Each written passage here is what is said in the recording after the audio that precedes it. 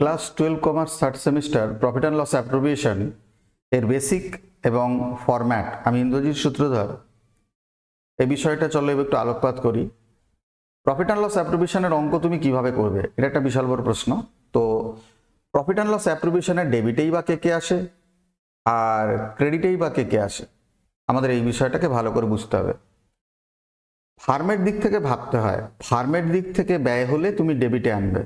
আরেকবার, ফার্মের দিক দিয়ে যে কোনো ট্রানজ্যাকশনকে আমি ফার্মের দিক দিয়ে ভাববো, ফার্মের দিক থেকে ব্যয় হলে তাদেরকে ডেবিটে আনবে, আর ফার্মের দিক থেকে আয় হলে তাদেরকে ক্রেডিটে আনবে। যেটা আমি বললাম সেই বিষয়টাই আমি একটু লিখে দেখাচ্ছি যে ফার্মের দিক থেকে ব্যয় হলে তুমি তাদেরকে ডেবিটে আনবে, আর ফার্মের দিক থেকে আয় হলে আয় হলে তাকে তুমি ক্রেডিট দিকে আনবে। এবার আমি তোমাকে যে টপিকটা এখন বললাম ওই টপিকটাকেই মাথায় রেখে এই ফরম্যাটটাকে আমি বানিয়েছি। হ্যাঁ, যেমন আমি যদি তোমাকে বলি যে এখানে ডেবিটে কারা কারা এসছে, এই যে ইন্টারেস্ট অন ক্যাপিটাল, এই যে ডেবিটে এসেছে। হ্যাঁ, কেন এসেছে? এই যে স্যালারি এসেছে ডেবিটে এসেছে, কেন এসেছে? বা কমিশনটা যে এসেছে, কমিশনটা কেন এসেছে ডেবিটে? ইন্টারেস্ট অন ড্রয়িংসটা কেন ক্রেডিটে চলে গেল? আমি যদি এই প্রশ্নগুলো করি, এই প্রশ্নগুলোরই উত্তর ডেবিটে কারা কারা আসে। ফার্মের দিক থেকে ব্যয় যারা তারাই ডেবিটে আসবে, আর ফার্মের দিক থেকে আয় যারা তারাই ক্রেডিটে আসবে। আশা করি আমি বোঝাতে পেরেছি। এখন কোশ্চেন হচ্ছে যে এরা যে এসছে এরা কে?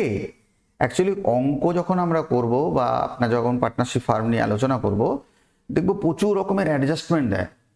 তো এরা হলো সেই অ্যাডজাস্টমেন্টের লিস্ট। এটা ইন্টারেস্ট অন ক্যাপিটাল করতে হবে, আমাদের শিখতে হবে, ইন্টারেস্ট অন ড্রয়িং শিখতে হবে, স্যালারি কি করে ক্যালকুলেট করতে হয়, কমিশন জিনিসটা কত টাকার, বোনাস, ইন্টারেস্ট অন লোন যেটা চার্জ এগেইনস্ট প্রফিট সেই জিনিসটাই বা কি, রিজার্ভ ফান্ডে টাকা কিভাবে ট্রান্সফার করতে হয়, শেয়ার অফ প্রফিট কি করে ক্যালকুলেশন করতে হয়, এগুলো এক একটা অঙ্কে এক এক রকম অ্যাডজাস্টমেন্ট দেবে। তোমাকে সেই অ্যাডজাস্টমেন্টগুলো চিন্তা করে করে করতে হবে। তো এবার আমি ডাইরেক্ট তোমাকে ফরম্যাটে নিয়ে যাই, কারণ আমাদের টপিকটা হচ্ছে ফরম্যাট রিলেটেড। তো আমরা আজকে এখন ফরম্যাটটাকে বুঝবো, তারপরে অ্যাডজাস্টমেন্ট নিয়ে চিন্তা করব। দেখো, ব্যবসা যখন শুরু হয়, ব্যবসায় মালিক যে টাকাটা প্রথম দিন দেয় তাকে কি বলে? ক্যাপিটাল বলে। তো মালিক দিয়েছে এই টাকাটা, তাহলে ব্যবসারও তো উচিত কিছু দেওয়া। তাহলে ব্যবসা মালিককে তার বিনিময়ে কিছু দেবে। কি দিতে পারে? সুদ দিতে পারে, ইন্টারেস্ট অন ক্যাপিটাল তার নাম। তাহলে এই যে ইন্টারেস্ট অন ক্যাপিটাল কে দিচ্ছে? ব্যবসা দিচ্ছে। কে দিচ্ছে? ব্যবসা দিচ্ছে। তাহলে ব্যবসা যেহেতু দিচ্ছে, তাহলে ব্যবসার তরফে এটা কি হয়ে গেল? এটা হয়ে গেল ব্যয়, সেই জন্য ডেবিটে আসছে ইন্টারেস্ট অন ক্যাপিটাল। আমি এটাই বলতে চেয়েছিলাম, ব্যবসার সাথে সম্বন্ধিত, ব্যবসার দিক থেকে ভাববে। ব্যবসার দিক থেকে ব্যয় হয়েছে, ডেবিটে পোস্টিং হয়েছে। যেমন দোকানটা খোলার পর শাটার খুলতে হবে, ঝাড়টার দিতে হবে, এই কাজের জন্য একটা কর্মচারী রাখলেও তো তাকে মায়না দিতে হয়। কর্মচারী না রেখে কোনো একটা পার্টনার ধরো এই কাজটা করে দিচ্ছে, তাহলে ব্যবসার উচিত তাকে একটা স্যালারি দেওয়া। একটা কর্মচারী রাখলেও তো তাকে স্যালারি দিতে হতো, তাহলে সেই স্যালারিটা কর্মচারীকে না দিয়ে পার্টনারকে দেওয়া হচ্ছে। কে দিচ্ছে? ব্যবসা দিচ্ছে। ব্যবসা আর পার্টনারদের মধ্যে যে রিলেশন তৈরি হলো, এই ট্রানজ্যাকশনগুলোই কিন্তু পিএল অ্যাপ্রোভিশনে আসে। স্যালারি কিন্তু কর্মচারীদের দেওয়া হয়, ভালো করে বুঝবে। এখানেও তো স্যালারি দেওয়া হচ্ছে, তো ওখানে কর্মচারীকে স্যালারি দেওয়া হয়েছিল, তাই ওটা প্রফিট অ্যান্ড লসে এসেছিল। ডিফারেন্সটা বোঝার চেষ্টা করো। আমরা ক্লাস 11-এ ফাইনাল অ্যাকাউন্টে শিখেছি যে প্রফিট অ্যান্ড লসের ডেবিট দিকে স্যালারি আসে, তাহলে পিএল অ্যাপ্রোভিশনের ডেবিট দিকেও স্যালারি আসছে। তো দুটোই তো স্যালারি। এখানে এই স্যালারিটা আসছে কেন? ওখানে ওই যে স্যালারিটা গেছিল ওটা কোন স্যালারি ছিল? তো কর্মচারীকে তুমি যখন স্যালারি দেবে তখন সেটা প্রফিট অ্যান্ড লস অ্যাপ্রোভিশনে আনা যাবে না, সেটা প্রফিট অ্যান্ড লসে আনতে হবে। আর যখন তুমি তোমার পার্টনারদের মধ্যে কাউকে একজনকে স্যালারি দেবে তখন সেটা পিএল এ আনা যায় না, তখন সেটা আনতে হয় প্রফিট অ্যান্ড লস অ্যাপ্রোপ্রিয়েশনে। এই যে সূক্ষ্ম পার্থক্য, কোন স্যালারি কোথায় যায়, এগুলো তোমাকে ভালো করে বুঝতে হবে এবং আনতে হবে। এই যে স্যালারিটার সম্বন্ধে বলছিলাম। এবার আমি যদি তোমাকে বলি এই কমিশন সম্বন্ধে, তবে কোনো কোনো পার্টনার তো এরকমও থাকতে পারে যে খুব ভালো কথা বলতে পারে, ভালো বোঝাতে পারে। একটা কাস্টমার এলো, ধরো সে তার পছন্দ না, সে চলে যাচ্ছিল। কোন একটা পার্টনার তোমাদেরই মধ্যে আছে, সে খুব ভালো কথা বলতে পারে। তো সে ওই যে কাস্টমারটা চলে যাচ্ছিল তাকে ভালো করে বোঝালো, কনভিন্স করলো জিনিসটা এরকম, আপনি এটা নিতে পারেন। তো এই যে তার কথার গুণে লোকটা বুঝলো, পছন্দ করলো, এই যে পছন্দ করার পর সে কিনতে চাইলো, এই যে আশাটা হলো, তাই ইচ্ছাটা যে হলো আমি কিনবো, তাহলে জিনিসটা আলটিমেটলি ওই লোকটা বা ওই পার্টনারটা ভালো বোঝানোর জন্যই এই আলটিমেট সেলটা হলো। তাহলে এই লোকটা অতিরিক্ত খাটলো, কেনই বা খাটবে? খাটলে ব্যবসার সেল বাড়বে, কিন্তু তাতে তো 3 জনের লাভ হবে, ওই লোকটার এক্সট্রা কি হবে? তো কখনো কখনো দেখা যায় যে কোনো পার্টনার যদি ভালো কাজ করে তার কাজের বিনিময়েও কিন্তু তাকে কখনো কমিশন দেওয়া হয়। কে দিচ্ছে? ব্যবসা দিচ্ছে, ব্যবসার ব্যয় হচ্ছে, তাহলে ব্যয় ডেবিটে আসে, সেই সূত্র অনুযায়ী কমিশনটা কিন্তু ডেবিট দিকে পোস্টিং করলো বা করা হয়। এখন কোশ্চেন হচ্ছে এই ইন্টারেস্ট অন ড্রয়িংসটা একটু বোঝা যেতে পারে না? হ্যাঁ, দেখো, মালিক শুরুর দিন যে টাকাটা দেয় তাকে তো ক্যাপিটাল বলে, কিন্তু মালিক যখন ব্যবসা থেকে টাকা তুলে নেয় তাকে বলে ড্রয়িংস। আরেকবার, মালিক শুরুর দিন যে টাকাটা দেয় তাকে ক্যাপিটাল বলে, ভালো করে বুঝবে। তাহলে এই যে ড্রয়িংসটা, এই ড্রয়িংসটার কথা বলছি, কিন্তু এই ড্রয়িংসটা, তাহলে ব্যবসা থেকে মালিক যখন টাকা তুলে নিচ্ছে তাকে কিন্তু ড্রয়িংস বলে।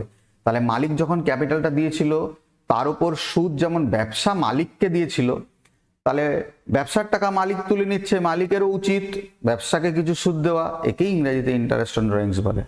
আরেকবার বলি,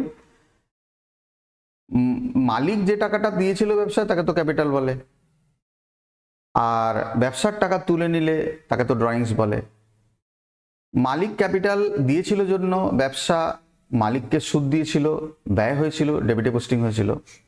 ব্যবসার টাকা মালিক তুলে নিয়ে যাচ্ছে, তো মালিকেরও তো উচিত ব্যবসাকে কিছু সুদ দেওয়া, তাহলে এখানে পাচ্ছেটাকে ব্যবসা পাচ্ছে, ব্যবসার আয় হচ্ছে।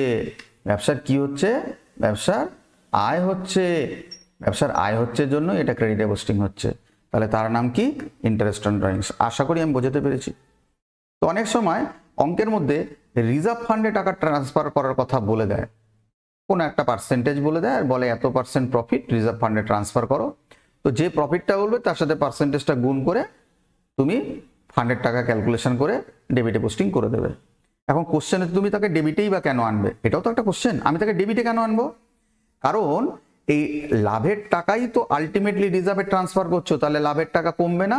লাভের টাকা থেকেই তো তুমি রিজার্ভে ট্রান্সফার করছো, তাহলে লাভের টাকা কমাতে গেলে উল্টো দিকে পোস্টিং করো। সেই জন্য রিজার্ভ ফান্ডকে ডেবিটে পোস্টিং করা হয়। এখন এই সব কটা টাকা যোগ করে বাইরে, এইটার টাকা বাইরে, এটার টাকা বাইরে, রিজার্ভ ফান্ডের টাকা বাইরে, নেট প্রফিটটা অঙ্কে থাকে যেটা, সেটা একদম প্রথমে বসাতে হয়।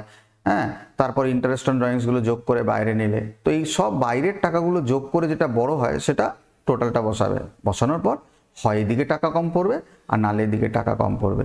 এদিকে টাকা কম পড়লে তার নাম দিও শেয়ার অফ প্রফিট বা টু পার্টনার্স ক্যাপিটাল, বা এর নাম টু ডিভিজিবল প্রফিট। অনেক জায়গায় অনেক রকম, যে কোনো নামে, এই 3টে নামের মধ্যে যে কোনো একটা নাম ব্যবহার করো। টাকাটা শেয়ার অফ প্রফিট অনুপাত অনুযায়ী, যেতে তাদের যে লাভের অনুপাত হয়, কোন অঙ্কে 3:2:1, কোন অঙ্কে ইকুয়ালি, যে অঙ্কে যেরম বলবে। আর যদি প্রফিট অ্যান্ড লসের রেশিওটা অঙ্কের মধ্যে দেওয়া না থাকে, ইকুয়ালি করে দেবে। 2 জন থাকলে 1:1, 3 জন থাকলে 1:1:1, 4 জন থাকলে 1:1:1, এরকম ভাবে করে দিও। টাকাগুলো ক্যালকুলেট করে যোগ করে বাইরের কলমে নিয়ে যাবে। যদি ডেবিটে কম পড়ে তাহলে তা হবে প্রফিট, আর যদি ক্রেডিটে কম পড়ে, ক্রেডিটে, তাহলে সেটা হবে লস। আশা করি ফরম্যাট নিয়ে তোমাদের আর কোনো কোশ্চেন থাকা উচিত না। যদি থাকে আমাকে কমেন্ট করো, আমি 100% তোমাদের বোঝানোর জন্য চেষ্টা করব। ভালো থেকো। এই ভিডিওতে এই পর্যন্তই।